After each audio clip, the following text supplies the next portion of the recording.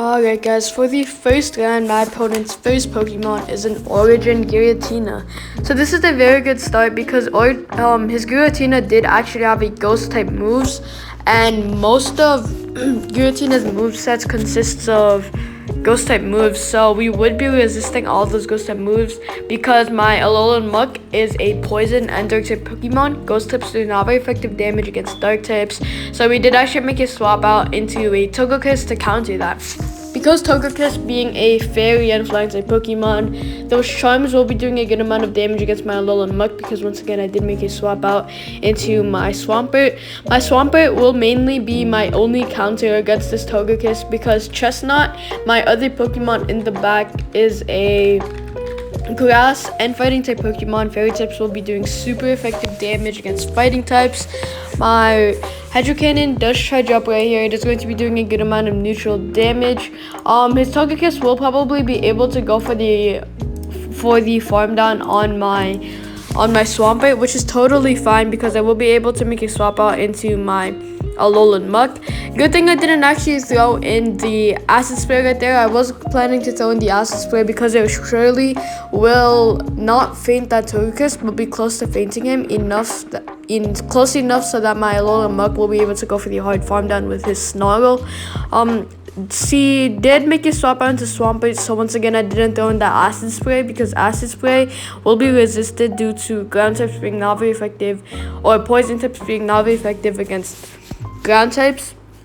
So I did make a swap out into Chestnut because Chestnut does have access to grass type moves. Grass types do double super effective damage against both grass types and ground types. So my Chestnut did easily faint him. The plan I did here was throw in the Energy Ball so that he would be 1 HP, but not actually faint him, or faint him right when my own Chestnut is about to faint.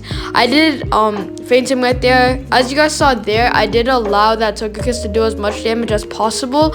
So then his final Pokemon, like Giratina, won't do enough damage to actually farm us down, but enough for us to actually charge up to that superpower to do a good amount of not very effective damage against that Giratina. So my Chestnut does go down there. This is a very good end 1v1 for us because once again, due to Giratina being a Ghost and Dragon type Pokemon, these Dark type moves will be doing super effective damage against him, and because of that, it did allow us to win the first round. Good game to our opponent.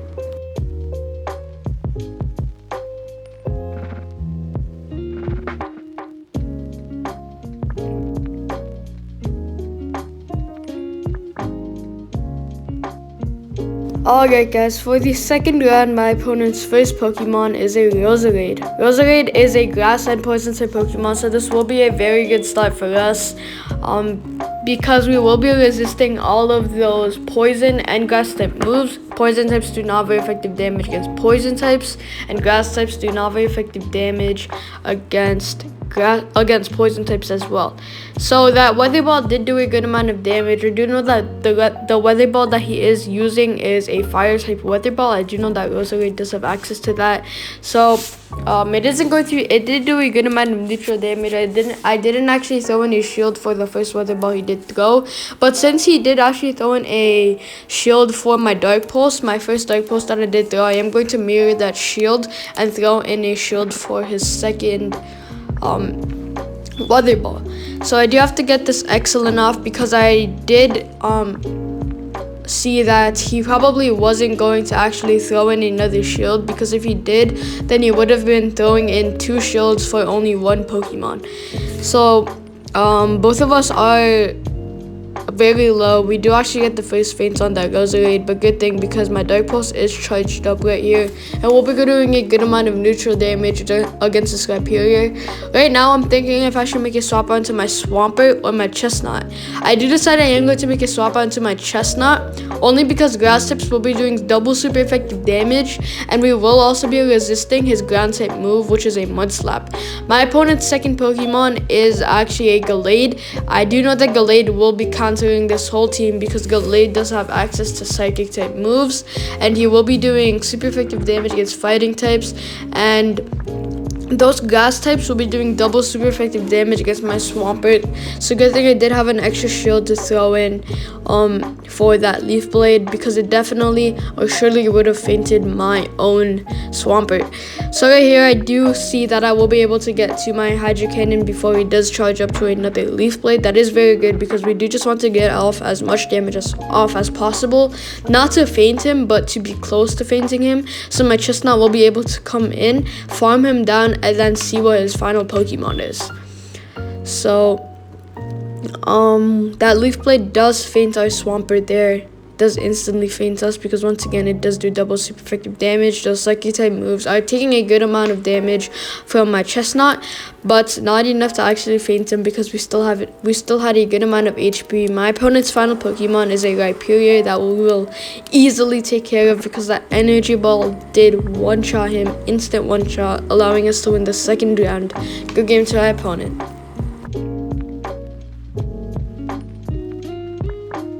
For the third round, my opponent's first Pokemon is a Dragonite. Dragonite is a dragon and flying type Pokemon, so both of us will be doing neutral damage against each other. Both my poison and dark type moves will be doing a bunch of neutral damage against each other, so I do expect my opponent to not throw any shield here, because I do know that it will not faint the Dragonite. He probably would be able to throw any shield there, because once again it is going to be doing a good amount of damage, as you guys saw there. Right here my opponent does make a swap onto Moltres. I do know that he does have access to both flying type moves and fire type moves. We will be double resisting those fire type moves due to fire types being not very effective against both water types and ground types, but our water type moves will be doing super effective damage against him due to water types being super effective against fire types. So this will instantly one-shot him. My opponent's first shield does go through. His Fire Spin as his fast move is barely even scratching my own Swampert. My second Hydro Cannon does charge up. We do have to get to that Excellent, just in case he does choose not to throw any shield. My opponent's final shield does come out on for his Moltres right there. Right here, I do know that my Hydro Cannon will surely faint his Moltres, so I do just decide to use one of my own shields, because I will have one shield left.